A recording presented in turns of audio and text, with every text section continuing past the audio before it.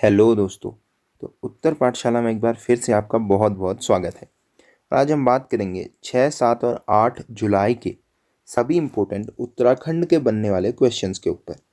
कुछ network issues की वजह से 6 और 7 जुलाई के जो करंट अफेयर नहीं आए थे वो तीनों भी हम आज ही डिस्कस करेंगे।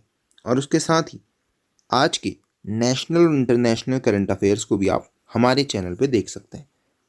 तो दोस्तों आज हम डिस्कस करेंगे नेपाल की बीओपी के बारे में, उत्तराखंड के कोरोना के आंकड़ों के खेल के बारे में और 1 रुपये में हर घर जल के बारे में। देखिए दोस्तों, 6-7 जुलाई के जो करंट अफेयर हैं, नेपाल के बीओपी, देवस्थानम एक्ट पर फैसला और 1 रुपये में पानी के कनेक्शन के ऊपर भी हम अभी डिस्कस करने वाले हैं। तो चलिए शुरू करते हैं। लेकिन उससे पहले वीडियो अगर आपको पसंद आती है तो लाइक ज़रूर कीजिएगा दोस्तों, और वीडियो को देखते ही शेयर ज़रूर किया कीजिए दोस्तों। और अगर आप चैनल पे नए हैं तो चैनल को सब्सक्राइब जरूर कीजिए दोस्तों। तो चलिए शुरू करते हैं। The resident of remote and rural areas of the state will have to pay only ₹1 for the connection. तो अगर पानी का कनेक्शन है दोस्तों तो रूरल एरियाज़ के लिए या रिमोट एरियाज़ के लिए केवल 1 रुपये में वाटर कनेक्शन मिल जाएगा, जो कि पहले 2350 रुपये में मिला करता था। तो ये क्या है, जो प्रधानमंत्री जी की स्कीम है कि पीने योग्य पानी को हर एक घरेलू व्यक्ति तक पहुंचाना, उसी के अंतर्गत ये काम चल रहा है। और इसमें उत्तराखंड सरकार ने कहा है कि 1 रुपये में जो है ड्रिंकिंग वाटर का कनेक्शन जो है वो घर तक दिया जाएगा। जो प्रधानमंत्री नरेंद्र मोदी की स्कीम है वो क्या कहती है कि 2024 तक प्रत्येक घर में शुद्ध पीने योग्य पानी का कनेक्शन होना चाहिए। तो देखिए, जल जीवन मिशन, आपको मिशन का नाम भी याद रखना है। जल जीवन मिशन क्या है, एक सेंट्रल गवर्नमेंट का इनिशिएटिव है। और ये किसके अंदर आता है, ये आता है दोस्तों जल शक्ति मिनिस्ट्री के अंदर। आप देख सकते हैं मिनिस्ट्री ऑफ जल शक्ति। अगर आपको पता हो दोस्तों तो आज से पहले आपने शायद ही मिनिस्ट्री ऑफ जल शक्ति का नाम सुना हो, क्योंकि ये न्यूली एडेड मिनिस्ट्री है। तो आप मुझे कमेंट बॉक्स में आंसर करेंगे कि इंडिया के पहले जल शक्ति मंत्री कौन है। तो कमेंट बॉक्स में आप बताएंगे दोस्तों कि भारत के पहले जल शक्ति मंत्री कौन है। भारत के पहले जल शक्ति मंत्री कौन है। तो इसका जो एम है दोस्तों वो क्या है कि 2024 तक हर घर में पानी पहुंच जाना चाहिए। तो उसमें ये कहा गया था दोस्तों कि जल जीवन मिशन के अंतर्गत ही क्या हो रहा है कि ये हर घर जल के लिए 1 रुपये में कनेक्शन दिया जा रहा है दोस्तों। तो बात की जाए हर घर नल से जल प्रोग्राम, हर घर नल से जल प्रोग्राम, तो इसके लिए जो फंड है वो 2019-20 के बजट स्पीच में निर्मला सीतारमण जी ने रखा था। ये प्रोग्राम हर घर नल से जल, हर घर नल से जल प्रोग्राम जो है निर्मला सीतारमण जी ने बजट 2019-20 की स्पीच में अपना रखा था। और इसके अंदर क्या था दोस्तों कि जो हमारे रिसोर्सेज हैं जहाँ से हमें पानी मिलता है पीने योग्य, उनको साफ रखना, शुद्ध रखना, रेन वाटर हार्वेस्टिंग करना, वाटर कंजर्वेशन करना, और उसके साथ ही ग्रे वाटर मैनेजमेंट के ऊपर भी बात की गई थी कि कैसे जो है एक बार यूज़ किया हुआ जो जल है जिसे दोबारा यूज़ किया जा सकता है, उसके लिए क्या पॉलिसीज़ हों, क्या किया जाए। इस तरीके से जल जीवन मिशन के अंदर हर घर नल से जल प्रोग्राम जो है वो भी अनाउंस किया गया था। तो इन्हीं सब प्रोग्राम्स के अंतर्गत 1 रुपये में वाटर कनेक्शन की बात उत्तराखंड में की जा रही है दोस्तों। चलिए बात की जाए, India is facing one of its most serious water crisis. तो दोस्तों इसी वाटर क्राइसिस से रिलेटेड नीति आयोग की एक रिपोर्ट आती है, वाटर मैनेजमेंट इंडेक्स। तो कंपोसाइट वाटर मैनेजमेंट इंडेक्स यानी कि CWMI आती है। तो CWMI 2018 के अकॉर्डिंग क्या है दोस्तों, जो 21 इंडियन सिटीज़ हैं वो बहुत ही जल्द डे 0 फेस कर सकती हैं। तो डे 0 ऐसी कंडीशन है जिसमें दोस्तों एक पूरे दिन पीने योग्य पानी उपलब्ध नहीं होता, एक पूरे दिन पीने योग्य पानी उपलब्ध नहीं होता। तो CWMI इंडेक्स के अकॉर्डिंग 21 भारतीय शहरों में ये कंडीशन देखने के लिए मिल सकती है, वो भी आने वाले कुछ समय में। और उसके साथ ही क्या कहा गया है दोस्तों कि 75% जो हाउस होल्ड्स हैं उनके पास ड्रिंकिंग वाटर नहीं है या ड्रिंकिंग वाटर कनेक्शन नहीं है, और 84% रूरल हाउस होल्ड के पास पाइप्ड वाटर एक्सेस नहीं है। 84% ग्रामीण जो घरेलू लोग हैं उनके पास पाइप्ड वाटर कनेक्शन नहीं है। तो इसीलिए टारगेट किया गया था कि 2024 तक सभी को ये जल मिल जाए, और इसीलिए ये उत्तराखंड में स्कीम चलाई जा रही है। तो आपको इंडेक्स का नाम भी याद रखना है, कॉम्पोसाइट वाटर मैनेजमेंट इंडेक्स। और इसे लागू कौन करता है, कौन इसे देता है, तो नीति आयोग इसे देता है दोस्तों।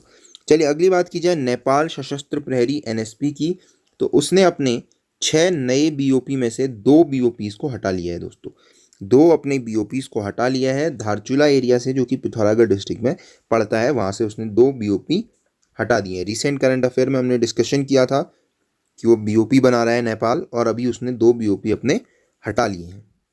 तो देख सकते हैं, the 2 outpost that were removed were located in Uku and Bakra. तो उकू और बाकरा में जो 2 आउटपोस्ट थे, बॉर्डर आउटपोस्ट यानी कि बीओपीज थे, उनको नेपाल ने हटा दिया है। और आगे वो 4 जो बीओपी हैं, 2 और हटाएगा। इस तरीके से 4 बीओपीज को वो हटाने की सोच रहा है। तो जो उक्कू और बाकरा हैं, ये धारचूला में पड़ते हैं। धारचूला नेपाल वाले धारचूला में, जो नेपाल में धारचूला पड़ता है, वहाँ पड़ते हैं इंडो नेपाल बॉर्डर में। तो उनको जो है 2 हटा दिए हैं, उक्कू और बाकरा के बीओपी। और अब जो है कंडीशन वो थोड़ा सा ठीक बनती हुई दिख रही है दोस्तों, क्योंकि नेपाल के अंदर जो एक केपी शर्मा ओली की अगर हम बात करें, तो जो प्राइम मिनिस्टर की एक आइडियोलॉजी बेस में हम कह सकते हैं, या उनका पॉलिटिकल एजेंडा जो था, वो अब काम करता नज़र नहीं आ रहा है। चलिए बात करते हैं additional state project director for समग्र शिक्षा अभियान। तो अगर समग्र शिक्षा अभियान की बात की जाए दोस्तों, तो उत्तराखंड अपने 200 सरकारी स्कूलों में लगभग 250 वोकेशनल कोर्सेज स्टार्ट करने के ऊपर विचार कर रहा है, जिसमें कि ब्यूटी है, वेलनेस है, प्लम्बिंग है, टूरिज़्म है, ऐसे सब्जेक्ट्स को पढ़ाया जाएगा। तो समग्र शिक्षा अभियान के अंतर्गत दोस्तों 250 वोकेशनल कोर्सेज को 200 गवर्नमेंट स्कूलों में पढ़ाने पर विचार हो जा रहा है। तो इसमें क्या है दोस्तों, जो 8 अलग अलग सब्जेक्ट हैं वो इंक्लूड किए गए हैं। आप 8 सब्जेक्ट देख सकते हैं, ब्यूटी है, वेलनेस है, ब्यूटी एंड वेलनेस है, प्लम्बिंग है, टूरिज़्म है, agriculture, information technology, basics of automobile engineering, electronics and hardware and retail. तो इन 8 सब्जेक्ट के लगभग 250 वोकेशनल कोर्सेज को पढ़ाया जाएगा दोस्तों 200 गवर्नमेंट स्कूल में। यह है उत्तराखंड सरकार की एक योजना। अगली बात की जाए, under the list of several relaxations being announced for the tourism industry as a part of unlock 2.0, Himachal Pradesh, Uttarakhand और गोवा ने क्या किया है दोस्तों, एंट्री अलाउड कर दिया टूरिज्म में। तो इसमें आप उत्तराखंड भी देख सकते हैं। हिमाचल प्रदेश, उत्तराखंड और गोवा ने किस किस तरीके की एंट्री है, देखिए, इंटर स्टेट और इंट्रा स्टेट दोनों तरह की एंट्री, यानी कि स्टेट के लोग और बाहर से आने वाले लोगों की भी एंट्री अलाउड की गई है, जो कि 1 जुलाई से स्टार्ट हो गई है। चलिए बात की जाए अटल उत्कृष्ट विद्यालय योजना की। तो ये आपको बहुत इंपॉर्टेंटली याद रखनी है, अटल उत्कृष्ट विद्यालय योजना। तो उत्तराखंड सरकार ने इसे शुरू किया है। क्यों किया है, कि सरकारी स्कूलों में प्राइवेट स्कूलों की तरह ही इंग्लिश मीडियम में शिक्षा दिया जाए। प्राइवेट स्कूलों की तरह ही सरकारी स्कूलों में भी क्या किया जाए दोस्तों, इंग्लिश मीडियम की तरह शिक्षा दी जाए। तो लगभग 190 स्कूल जो हैं वो इंग्लिश मीडियम खुलने जा रहे हैं प्रदेश में, और 1 अप्रैल 2021 से शुरू करने की मंशा भी सरकार की है। यानी कि 1 अप्रैल 2021 से उत्तराखंड के जो लगभग 190 से 200 के करीब जो सरकारी स्कूल हैं, वो इंग्लिश मीडियम में चलते हुए दिखाई दे सकते हैं। अब देखिए, चारधाम देवस्थानम एक्ट का अगर बात की जाए, तो उत्तराखंड हाईकोर्ट ने इस पर फैसला जो है वो लिखकर सुरक्षित कर दिया है। तो है क्या दोस्तों, कि आपको मैंने पहले भी इसके बारे में बताया हुआ है। जो चारधाम देवस्थानम एक्ट है उत्तराखंड सरकार का, इसमें हुआ क्या था कि इन्होंने कहा था कि जो 4 धाम है और उसके अलावा जो बाकी मंदिर हैं, इन पर 4 धाम के लिए देवस्थानम बोर्ड गठित किया जाएगा, जिसके हेड होंगे चीफ मिनिस्टर, और इसी तरीके से कुछ ब्यूरोक्रेट्स इसे चलाएंगे, इसे ऑर्गेनाइज करेंगे पूरा 4 धाम, और साथ में कुछ मंदिरों को, लगभग 50 से 51 उसमें मंदिर हैं, इन सबको कौन, देवस्थानम बोर्ड चलाएगा, जिस पर जो पंडित हैं और जो पुजारी हैं और जो अभी तक 4 धाम को चलाते हैं, उन्होंने आपत्ति दर्ज की थी कि ये क्या है, मंदिरों पर एक तरीके से कब्जा है। और इसी के लिए बीजेपी के जो नेता हैं सुब्रमण्यम स्वामी, उन्होंने क्या किया था दोस्तों, कोर्ट में PIL डाली थी, और दूसरी तरफ है उत्तराखंड सरकार जिसने अपना पक्ष जो है वो कोर्ट में रखा, और उसके बाद उत्तराखंड की देहरादून की एक रूलेक्स संस्था है उसने भी सरकार का साथ दिया, और उसके बाद सुब्रमण्यम स्वामी ने भी अपने तर्क रखे, और इस तरीके से हाईकोर्ट ने ये फैसला सुरक्षित रख लिया है। अगला देखिए, महाकाली नदी है और नेपाल की ओर से जो पुल बनाया जा रहा है उसे जोड़ने के लिए भारत क्या करने वाली है, वहां तक सड़क बनाने वाली है। महाकाली नदी तक सड़क बनाने की एक योजना है, और ये सड़क कौन बनाएगा? उत्तराखंड का लोक निर्माण विभाग, या लोनीवी जो है उत्तराखंड का लोक निर्माण विभाग, वो सड़क बनाने का प्रस्ताव बना रहा है, जिसका DPR जो है वो केंद्र को भेजी गई थी। तो DPR जो है इसका केंद्र को भेजा गया था। तो अब क्या है दोस्तों कि केंद्र की तरफ से इसकी मंजूरी जो है वो मिल गई है, और केंद्र ने लोक निर्माण विभाग से ये कार्य अपने हाथ में ले लिया है। तो देख सकते हैं आप, महाकाली पर दोधारा चांदनी के पास नेपाल 100 करोड़ की लागत से 800 मीटर लंबा 4 लेन पुल बना रहा है। तो वो क्या है, खटीमा सीमा पर ड्राई पोर्ट तैयार करने की कोशिश चल रही है। तो खटीमा सीमा पर ड्राई पोर्ट तैयार करने की कोशिश चल रही है। तो जो भारत है वो भी क्या कर रहा है, महाकाली नदी पर उस पुल तक जो है सड़क बनाने के लिए काम करने वाला है। चलिए, केंद्र सरकार के सहयोग से जल्द ही उत्तराखंड सरकार प्रदेश में विनिर्माण के क्षेत्र में आगे कदम बढ़ाएगी। तो क्या है, मैन्युफैक्चरिंग के तौर पर उत्तराखंड में काम चलने वाला है। देखिए, आपने अभी सुना चाइना के अधिकतर प्रोडक्ट्स का बॉयकॉट चल रहा है दोस्तों। तो इसी तर्ज पे भारत क्या है, मैन्युफैक्चरिंग फील्ड को अपने बढ़ाने की कोशिश कर रहा है। तो ये मैन्युफैक्चरिंग बढ़ाने के लिए खुरपिया और पराग फार्म जो है, खुरपिया फार्म और पराग फार्म को जोड़ने के लिए क्या कर रहे हैं, एक औद्योगिक गलियारा जो है वो बनाने के ऊपर बात चल रही है दोस्तों। इंडस्ट्रियल कॉरिडोर बनाने के ऊपर बात चल रही है दोस्तों, खुरपिया व पराग फार्म के बीच में। अब दोस्तों है क्या, यहाँ पर सरकार के पास काफ़ी ज़मीन है। तो लगभग 3000 एकड़ की जो ज़मीन है वो केंद्र सरकार को सरकार देने के ऊपर बात कर रही है, और इसमें औद्योगिक जो गलियारा है वो विकसित करने का जो खर्चा है वो केंद्र सरकार उठाएगी। चलिए, मौसम विभाग की बात की जाए तो उत्तराखंड में 8 जिलों में दोस्तों 10 से 11 जुलाई को भारी बारिश की संभावना जताई गई है। तो इससे पहले भी हमने बात की है, तो इसी तरीके से येलो अलर्ट जो है वो फिर से जारी किया गया है दोस्तों। बहुत सारी सड़कें और रास्ते प्रभावित हो सकते हैं, जैसे कि बद्रीनाथ मार्ग जो है वो प्रभावित भी हो चुका है। इस तरीके से 10 और 11 जुलाई को भारी बारिश की संभावना जो है वो जताई गई है। तो देहरादून, टिहरी, पौड़ी, उत्तरकाशी, हरिद्वार, नैनीताल, अल्मोड़ा, उधम सिंह नगर जैसे जिलों में भारी बारिश की संभावना है, और 8 और 9 जुलाई को भी ये संभावना बताई गई है। चलिए, राज्य में डॉक्टरों के 763 पदों पर भर्ती होनी है। देखिए, इससे पहले उत्तराखंड में लगभग 1500 डॉक्टरों की भर्तियां इस बीच हो चुकी हैं, जिसमें से 400 के करीब भर्तियां केवल और केवल कोरोना के टाइम पे ही हुई हैं। तो अब 763 जो पद हैं जो खाली हैं उनमें भी भर्ती के लिए कह दिया गया है कि इन 763 पदों में भी भर्ती की जाए। इनको तत्काल भरने के जो निर्देश हैं वो मुख्यमंत्री त्रिवेंद्र सिंह रावत जी की तरफ से दिए गए हैं। तो चलिए, कोरोना वायरस से अपनी सीमाओं को सुरक्षित रखने के लिए उत्तराखंड के होम्योपैथी विभाग ने अपना हाथ बढ़ाया है। तो उत्तराखंड होम्योपैथी विभाग ने क्या किया है दोस्तों, देहरादून के एक कार्यक्रम में ITBP यानी कि भारत तिब्बत सीमा पुलिस, इंडो तिब्बतियन बॉर्डर पुलिस के जवानों को क्या दिया है, आर्सेनिक अल्बा 30 होम्योपैथिक दवा दी है। आर्सेनिक अल्बा 30 होम्योपैथिक दवा दी है, जो क्या करती है, रोग प्रतिरोधक क्षमता को बढ़ाती है, और कई गंभीर रोगों को दूर करने के लिए इसका इस्तेमाल किया जाता है दोस्तों दुनिया भर में। तो देखिए, इससे क्वेश्चन किस तरीके से बन सकता है कि निम्न दवाइयों में से कौन एक रोग प्रतिरोधक क्षमता बढ़ाने वाली दवाई है। तो आप वहाँ पे सोचेंगे क्वेश्चन स्टैटिक का है, लेकिन ये करंट अफेयर का क्वेश्चन है दोस्तों। तो आर्सेनिक अल्बा 30 जो दवाई है, या जिसको हम कहें रोग प्रतिरोधक क्षमता बढ़ाने वाली दवाई है, इम्यून सिस्टम बूस्ट करने वाली दवाई है, वो दी गई है ITBP को उत्तराखंड के होम्योपैथी विभाग के द्वारा। चलिए, ये इस पर हम डिस्कस कर चुके हैं दोस्तों। अगला देखिए, उत्तराखंड का स्वास्थ्य विभाग कोरोना वायरस से जंग में अब तक के प्रदर्शन को लेकर अपनी पीठ थपथपा रहा है। इस पे हम थोड़ी सी डिस्कशन करेंगे दोस्तों, क्या आंकड़े हैं और किस तरीके से ये आंकड़े चले हैं। तो बात की जाए उत्तराखंड का अभी जो रिकवरी रेट चल रहा है वो 81.81 है।